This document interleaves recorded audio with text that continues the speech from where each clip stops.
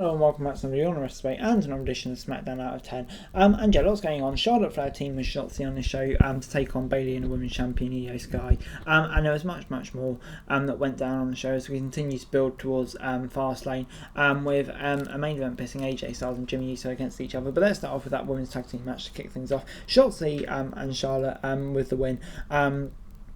And it was a pace match stare down between Sky and the returning Asuka, who taunted the Goddess over the women's title. That was kind of the bigger story of the segment. And the Empress tomorrow lost the title at SummerSlam to Bianca Belair, who turned around and dropped it on Sky by the way of a Money Bank cash-in. Asuka never received contractually a live rematch, and if the confrontation this week is any indication, that's likely to change, especially considering Sky is a formal challenge to Asuka in a backstage promo. It's nice to see Shotzi score the pin and build on her win last week, and she seems to be getting momentum. But yeah, I think Asuka kind of that gravity carried the segment and led it to something good. So for the match, I'm going to give it 5 out of 10. We'd like to see it more time, but yeah, enjoyed the ending and where it's all going. Before it's time for LA Knight versus Austin Theory, a verbal back and forth between Knight, Theory and Waller gave way to a match between the latter two, which ended with the hottest star in pro wrestling scoring a win with blunt force trauma and leaving the heels dismayed. A good solid wrestling match. It served the purpose of putting Knight over and introducing 2 new falls for him to spar in the coming weeks. Theory and Waller were great as mates, and putting them opposite Knight will only help intensify the incredible popularity of the megastar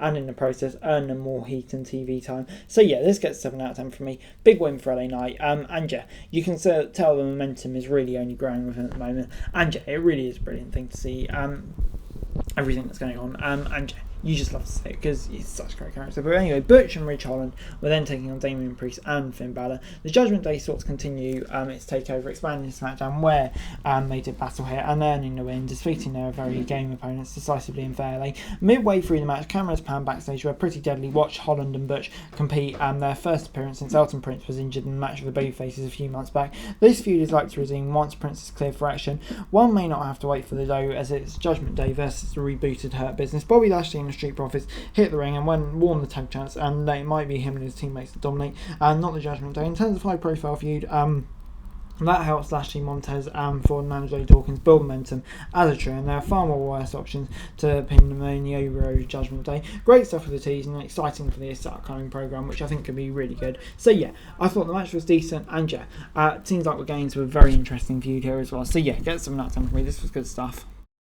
It was then main event time, Jimmy Uso versus AJ Styles. Uso cannot get out of his own way. After expressing his desire to rejoin the Bloodline and promising him to prove himself, his procedure lost to AJ Styles in Friday's main events, coming to a formal forearm as the former WWE champion earned a hard-fought win. While that thread was purely prominent and won in the coming weeks, so too was a burgeoning faction war between the Bloodline and the Judgment Day, as teased twice on the show. After Styles' victory, Damian Priest and Finn Balor attacked him. They offered him up on the silver platter for Solis Sikoa, who laid a phenomenal one out to close out the show. Could WWE be heading towards the Judgment Day battling the Bloodline? I certainly would love to see it. Or could it be a cash-in? Who knows? But whatever the case, it was an intriguing end to show and definitely led for anticipation for now and the coming weeks. So yeah, really needed stuff. Enjoyed it. 7 out of 10. And overall this week, SmackDown gets 7 out of 10 for me. I thought it was a really good show this week.